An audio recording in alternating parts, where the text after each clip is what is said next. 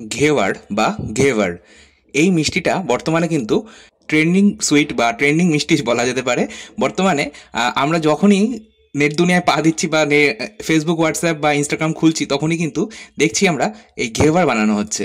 ঘেভারটা হচ্ছে একটা রাজস্থানী মিষ্টি, আর এটা আমাদের বাংলায় অবশ্য এটাকে বাবরশাহ মিষ্টি বলা হয়ে থাকে।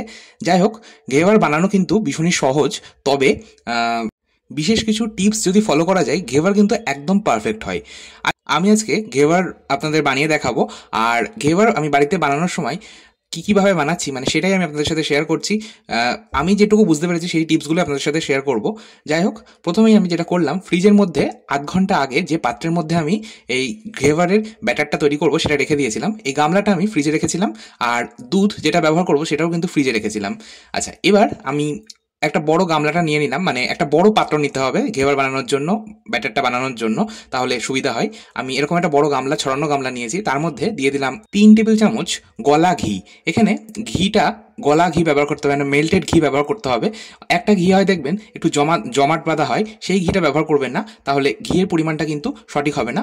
গলিয়ে নিয়ে, মানে যদি ঘি জমা থাকে বাড়িতে, তাহলে আপনারা ঘিটাকে গলিয়ে নিয়ে ঠান্ডা করে নিয়ে তারপর ব্যবহার করবেন। আর আমার যেহেতু এটা মেল্টেড ঘি ছিল, সেই জন্য আমি 3 টেবিল চামচ দিয়ে দিলাম। তার মধ্যে 3 থেকে 4টে মতন দিয়ে দিলাম আইস কিউব বা বরফের টুকরো। এবার এটাকে আমি মোটামুটি 1 থেকে 1.5 মিনিট ঘিয়ের মধ্যে বরফ দিয়ে এইভাবে এটা আমরা ঘুরিয়ে নিলাম। আর ঘোরানোর সময় মানে হাত দিয়ে কাজটা করছি আমি, আপনারা চাইলে গ্রাইন্ডিং জারে করতেই পারেন, তবে ট্র্যাডিশনাল পদ্ধতিতে কিন্তু হাত ব্যবহার করতে হবে। যাই হোক, হাত দিয়ে করলে বেশি ভালো হয়। আর এরপরে অবশ্য আমি অন্য যেদিন বানাবো সেদিন আপনাদের মিক্সার গ্রাইন্ডারে বানিয়ে দেখাবো। আজকে আমি হাত দিয়ে বানাচ্ছি। আচ্ছা, ঘিয়ের মধ্যে বরফ দিয়ে 1 থেকে 1.5 মিনিট ঠিক একই ডাইরেকশানে আমাদের কিন্তু এটা ঘুরিয়ে নিতে হবে, মানে ঠিক একই দিক দিয়ে ঘোরাতে হবে। একবার এদিকে ঘোরালাম, একবার ওদিকে ঘোরালাম, এইভাবে ঘোরালে কিন্তু হবে না। ঠিক একইভাবে ঘড়ি কাটা যেমন ঘোরে, সেই রকমভাবে কিন্তু ঘুরিয়ে নিতে হবে। যাই হোক, সেইভাবে গোল করে আমরা ঘুরিয়ে নিলাম। একটা বেশ মোলায়েম মাখনের মতন তৈরি হয়ে গেল। আর এটাকে একটা ক্রিমের মতন সফট তৈরি হয়ে গেল। আমি বরফের টুকরোটা ফেলে দিলাম, আর এক্সট্রা যে জলটা সেটাও কিন্তু আমি ফেলে দিলাম। আর ঘিটা বরফের জন্য জমাট বেঁধে গেল। তারপর আমি কিন্তু এটাকে আরও 1 মিনিট নাড়াচাড়া করে ওই একইভাবে একই ডাইরেকশনে ঘুরিয়ে নিলাম। এখন এটা বেশ সফট হয়ে গেছে, ক্রিমের মতন হয়ে গেছে। এর মধ্যে আমি এবার দিয়ে দিচ্ছি ময়দা। এখানে ময়দার পরিমাণটা আমি 150 গ্রাম ব্যবহার করব, তবে 150 গ্রাম ময়দা সম্পূর্ণটা একবারে দেবো না। প্রথমে অর্ধেকটা ময়দা দিলাম, দিয়ে ভালো মতো আমি ওই ঘিয়ের মিশ্রণটা বা ক্রিমের সাথে মিশিয়ে নিলাম। তারপর আমি বাকি ময়দাটা দিয়ে দিলাম, তার সাথে দিলাম 1 চামচ বেসন। বেসনটা এখানে আমি 1 চা চামচ ব্যবহার করেছি। আর যেটা বলবো, এখানে শুকনো উপকরণগুলো কিন্তু আপনারা চেলে নিয়ে ব্যবহার করবেন। আপনারা নিশ্চয়ই লক্ষ্য করলেন আমি দুটো উপকরণ মানে ময়দা আর বেসন দুটোই কিন্তু আমি চেলে নিয়ে তারপর ব্যবহার করলাম। এরপর আমি ভালো মতো এটা মিশিয়ে নিলাম। শুকনো উপকরণগুলো খুব ভালোভাবে ঘিয়ের সাথে মিশিয়ে নিতে হবে, ঠিক যেভাবে আমরা ময়ান দিই সেইভাবেই কিন্তু আমরা মিশিয়ে নিলাম হাত দিয়ে। তারপর আমি এর মধ্যে দিয়ে দিলাম দুধ আর জল। আর অবশ্যই এখানে ঠান্ডা দুধ ব্যবহার করতে হবে। আপনারা নিশ্চয়ই লক্ষ্য করলেন যে আমি ফ্রিজ থেকে দুধটাকে বার করলাম, তারপরে কিন্তু ব্যবহার করছি। আর দুধের পরিমাণটা এখানে আমি ব্যবহার করেছি হাফ কাপ। যে কাপের ময়দা নিয়েছিলাম সেই কাপেরই হাফ কাপ দুধ ব্যবহার করেছি। আর এখানে কিন্তু আমি গুঁড়ো দুধ গুলিয়ে নিয়ে ব্যবহার করছি। আমি আগের দিন রাত্রে হালকা গরম জলে গুঁড়ো দুধ গুলিয়ে নিয়েছিলাম, তারপর সেটা ফ্রিজে রেখে দিয়েছিলাম, সেটাই ব্যবহার করছি। আপনারা চাইলে গরুর দুধ বা প্যাকেটজাত দুধ ব্যবহার করতেই পারেন, তবে সেক্ষেত্রে সেটা কিন্তু কাঁচা ব্যবহার করলে হবে না। জাল দিয়ে তারপর সেটা ঠান্ডা করে নিয়ে ফ্রিজে রেখে দিতে হবে, তারপর সেই ঠান্ডা দুধটা ব্যবহার করতে হবে। আর ঠান্ডা জল ব্যবহার করেছি। জলের পরিমাণটা এখানে আমি ব্যবহার করেছি ওই একই কাপ মেপে, মানে যে কাপ মেপে ময়দা নিয়েছি সেই কাপ মেপেই 1.5 কাপ। এবার এই সমস্তটাকে আমি ভালো মতো মিশিয়ে নিয়ে তারপর একটা ছাঁকনি দিয়ে আমি ছেঁকে নিলাম, যাতে কোনো বড় দানা থেকে না যায় এই ব্যাটারটার মধ্যে। তারপর এটা আমি ফ্রিজে রেখে দিয়েছিলাম। আমার হাতে সময় ছিল, আমি 2 ঘন্টা রেখেছিলাম। আপনাদের হাতে সময় কম থাকলে অন্তত 30 মিনিট কিন্তু রাখতেই হবে, বা 1 ঘন্টাও কিন্তু রাখা যেতে পারে। ফ্রিজ থেকে আমি 2 ঘন্টা পর আপনাদের বার করে দেখাচ্ছি।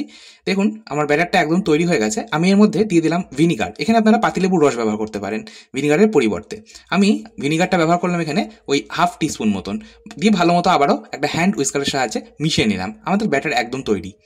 আর এই ব্যাটারটা কিন্তু একটা ফ্লোয়িং কনসিস্টেন্সির ব্যাটার তৈরি করতে হবে, মানে ব্যাটারটা না হবে খুব বেশি ঘন, না হবে খুব বেশি পাতলা। আপনারা হাতা বা চামচের মধ্যে যখন দেবেন ব্যাটারটা, তখন দেখবেন একটা বেশ পাতলা স্তর হয়েছে, মানে হাতাটা কিন্তু হালকা দেখা যাবে, এমনই ব্যাটারটা হবে। যাই হোক, এবার আমি একটা তারকা প্যান নিয়েছি। এই তারকা প্যানের মধ্যে আমি আজকে এটা তৈরি করব, ঘেওয়াটা তৈরি করব। তার জন্য তারকা প্যানটাকে আমি অর্ধেক ভর্তি করে দিলাম তেল আর ঘি দিয়ে। আপনারা চাইলে সম্পূর্ণটা ঘি দিয়েও করতে পারেন, আবার চাইলে সম্পূর্ণটা তেল দিয়েও করা যেতে পারে। এবার আমি তেল ঘি ভালো মতো গরম করে নেব, হাই ফ্লেমে খুব ভালো মতো গরম করে নিতে হবে। আমরা লুচি ভাজার জন্য যেমন গরম করে নিই তেলটাকে ভালো মতো, ঠিক সেই রকমই কিন্তু। তেল ভালো মতো গরম হয়ে গেলে গ্যাসের আঁচটাকে প্রথমে কমিয়ে দেবো। প্রথম ঘেবার তৈরি করার জন্য গ্যাসের আঁচটাকে কিন্তু কমিয়ে দিতে হবে, কারণ তেলটা আমরা প্রথমে ভালো করে গরম করে নিয়েছি সেই জন্যই। তারপর আমি ব্যাটারটা এক হাতা দেবো, কিন্তু ব্যাটারটা কিন্তু আমরা খুব অল্প অল্প করে, মোটামুটি 20 থেকে 22 বার মতন আমরা ব্যাটারটা অল্প অল্প করে ওপর থেকে, মানে 1 ফিট উঁচু থেকে আমরা কিন্তু ব্যাটারটাকে ফেলবো এই তেল বা ঘিয়ের মধ্যে, তাহলে কিন্তু ঘেবারটা তৈরি হবে। তবে আমার যেহেতু একটা প্রথম ভুল হয়েছিল, প্রথম ঘেবারটা দেওয়ার সময় তেল বা ঘিটা যেহেতু বেশ গরম ছিল আর আমি গ্যাসের ফ্লেমটা কমাইনি, সেই জন্য কিন্তু প্রথম ঘেবারটা নিচটা হালকা ধরে গেছিলো, খুব মানে একদম সম্পূর্ণ পুড়ে যায়নি, তবে হালকা নিচটা ধরে গেছিলো। সেই জন্যই বললাম প্রথমে আপনারা তেলটা ভালো মতো গরম করে নেবেন, আর প্রথম ঘেবারটা তৈরি করার সময় গ্যাসের ফ্লেমটাকে একটু কমিয়ে দেবেন, যাতে তেলের টেম্পারেচারটা একটু কমে যায়, তারপর আপনারা ব্যাটারটা দেবেন। প্রথম ঘেবারটা তৈরি হয়ে গেলে আমি তুলে নিলাম একটা তারজালির ওপর, যাতে এক্সট্রা অয়েলটা ঝরে যায়। আর তারপর আমি সেকেন্ড ঘেবারটা দিয়ে দিচ্ছি, সেই একইভাবেই কিন্তু আমরা তৈরি করব।